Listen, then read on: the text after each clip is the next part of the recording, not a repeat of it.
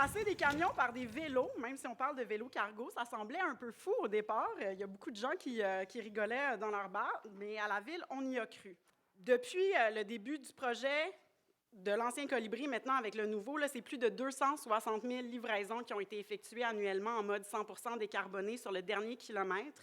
Avec ce deuxième projet-là, on estime qu'à terme, on va pouvoir se rendre à 500 000 livraisons 100% décarbonées sur le dernier kilomètre par année.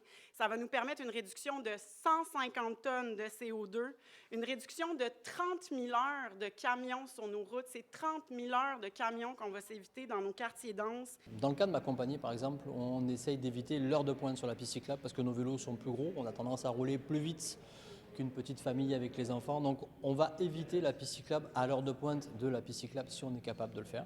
Les enjeux de comportement, de vitesse excessive, de sécurité sont moins là peut-être que l'espace qu'ils vont occuper. C'est sûr que c'est souvent des véhicules qui sont assez larges.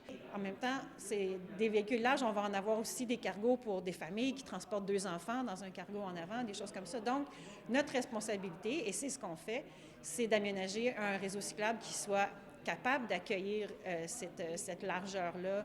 On a par exemple le Rêve, qui est une piste cyclable très, très large, qui permet un niveau de confort pour l'ensemble des cyclistes, mais qui permet aussi suffisamment d'espace pour des dépassements.